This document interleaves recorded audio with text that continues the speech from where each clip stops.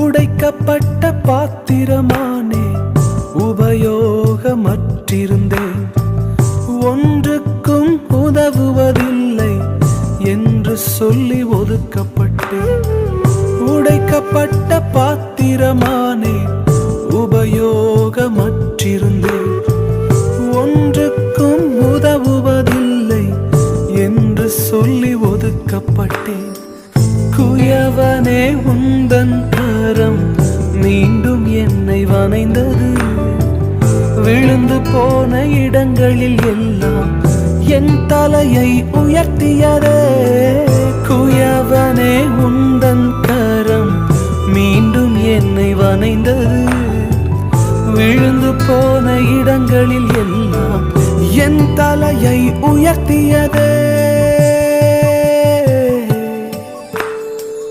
நீர் மட்டும்